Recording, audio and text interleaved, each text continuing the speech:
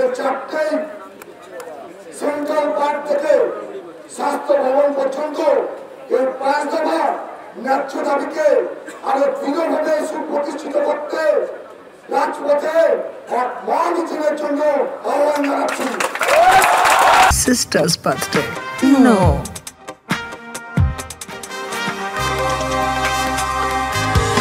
Wow, that looks fantastic. Monet passport diyo. Ishq ki nahi zuban.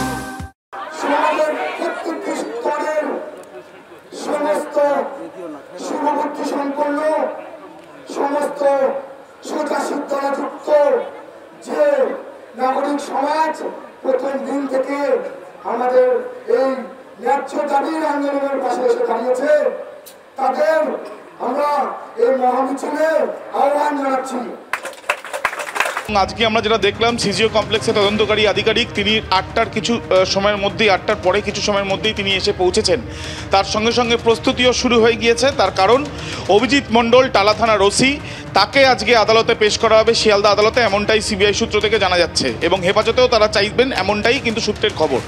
কিন্তু কেন তারা গ্রেপ্তার করলেন, যেটা তদন্তকারীরা জানাচ্ছেন যে এই ঘটনা হয়ে যাবার পর যখন তদন্তবার সিবিআইয়ের হাতে আসে বারংবার তারা ঘটনাস্থলে গিয়েছেন, বারংবার ফরেন্সিক বিশেষজ্ঞরাও ঘটনাস্থলে গিয়েছেন।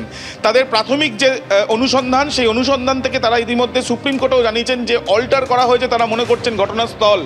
এবং তার পরবর্তীকালে এই যখন তারা এই বক্তব্য সুপ্রিম কোর্টে রাখেন তারপর থেকেও কিন্তু আমরা দেখেছি বেশ কয়েকবার, কমপক্ষে প্রায় 10-12রও বেশি সময় যারা সিবিআই এবং ফরেন্সিক তারা ঘটনাস্থলে যান। কিন্তু তথ্য প্রমাণ সংগ্রহ করতে গিয়ে তারা দেখেন যে বয়ানগুলো নেওয়ার জন্য প্রচুর ব্যক্তিরা যারা সেখানে উপস্থিত ছিলেন বা যারা বাইরে উপস্থিত ছিলেন এই ঘটনা সংক্রান্ত বিষয়ে জানেন, তাদের যখন বয়ান নেওয়া হয় তার মধ্যে সামঞ্জস্য ছিল না বা কিছু গরমিল ছিল তারা মনে করছেন।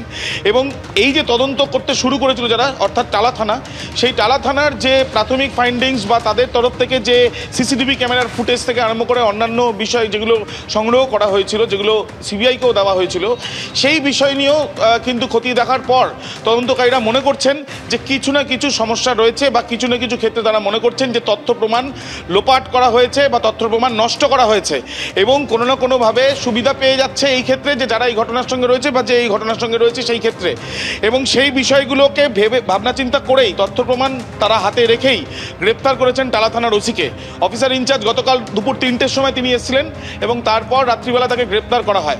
এবং তার সঙ্গে সঙ্গে সন্দীপ ঘোষ, যিনি হাসপাতাল কর্তৃপক্ষ হিসেবে প্রিন্সিপাল ছিলেন, তিনি তার ভূমিকা নিয়েও তাদের প্রশ্ন রয়েছে। অর্থাৎ তথ্য প্রমাণ সংগ্রহ করতে গিয়ে যে প্রাথমিক যে সমস্যার সম্মুখীন হয়েছে সিবিআই, সেই সমস্যা থেকে তারা মনে করছেন যে এই ক্ষেত্রে কিছু না কিছু লুকানোর চেষ্টা হয়েছে এবং সেই জন্যই তারা আরও জিজ্ঞাসাবাদের প্রক্রিয়া চালিয়েছেন এবং অবশেষে এই ঘটনায় অর্থাৎ ধর্ষণ খুনের ঘটনায় প্রথম গ্রেপ্তার কালকে তারা করেছেন।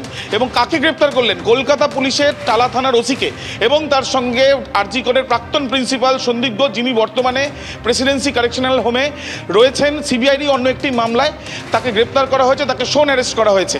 এই দুজনকে আজকে আদালতে তারা পেশ করতে পারেন কিভাবে? প্রথম, অভিজিৎ মণ্ডলকে তারা সিজিও কমপ্লেক্স থেকে নিয়ে যাবেন শিয়ালদা কোর্টে। সেই ক্ষেত্রে সন্দীপ ঘোষের ক্ষেত্রে তিনি যেহেতু প্রেসিডেন্সি জেলে আছেন তাই প্রেসিডেন্সি জেল থেকে তাকে শিয়ালদায় নিয়ে যেতে পারেন বা ভিডিও কনফারেন্সের মাধ্যমেও তার শুনানি হতে পারে। আদালতে সিবিআই এই গ্রেপ্তারি সংক্রান্ত কি তথ্য দেয় এখন সেটাই দেখার।